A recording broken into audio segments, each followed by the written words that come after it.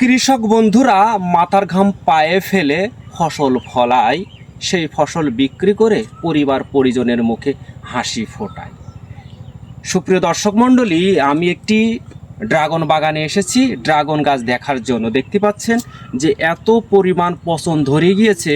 আসলে কেন ধরেছে, যেহেতু এখনও সে পরিমাণ কিন্তু খরা বা তাপ শুরু হয় নাই, তার আগেই পুরো ভুঁই পচে একেবারে গলে নষ্ট হয়ে যাচ্ছে। আসসালামু আলাইকুম। ওয়ালাইকুম আসসালাম। আপনি তো একজন কৃষক, পাশাপাশি আপনার ব্যবসা আছে, আপনি তো নিশ্চয়ই দেখতে আসছেন যে এই ডগাগুলো আসলে কেন এখনো তো যেহেতু রৌদ্র পড়া শুরু হয় না, তাহলে কেন পচনটা ধরলো আপনার কাছে কি মনে হচ্ছে? আসলে আমার কাছে মনে হচ্ছে ওষুধের ব্যতিক্রম তো হয়েছেই, কারণ কারো ভুঁই এমন পচেনি। তা সম্ভবত মনে হচ্ছে কোনো ঘাস পোড়া বা পচা ওষুধ দেওয়ার পরে ঢমটা ধুয়েছে কিনা এটা সন্দেহ হচ্ছে আমার। এই কারণে অনেকের হয়, সেদিন একজনের হয়েছিল এক মাস্টারের, তারপর আবার ঠিক হয়ে গেছে। তো এটার যে অবস্থা পুরো ভুঁইতে একদম মারাত্মক অবস্থা। ডোকা আসলে 50%ই পচে গিয়েছে বললেই চলে।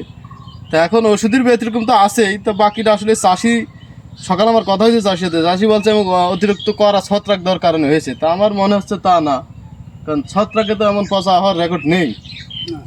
ছত্রাক দিলে গাছ বসে যাবে, কিন্তু গাছ তো বাঁচবে না। এখন ইনার ডেট এক্সপায়ার কোনো ওষুধ করেছে কিনা, তেমন কিছু হয়েছে কিনা সেটাও সন্দেহ আর কি। তো এখন কি উপায় আছে এটা এখন সমাধান? আসলে সমাধান বলতে, এখন যে সমাধান, এটা যদি বাংলাদেশের যত ভালো ওষুধের দিক, এটা আর সারবে না। এটা এখন কেটে ফেলাইতে হবে, দিয়ে নতুন যে এই যে কুশিগুলো আছে এগুলোর যত্ন ট্রিটমেন্ট নিতে হবে ভালো ভালো ওষুধ দিয়ে। ঠিক আছে, উল্টোপাল্টা ওষুধ আর দেওয়া যাবে না।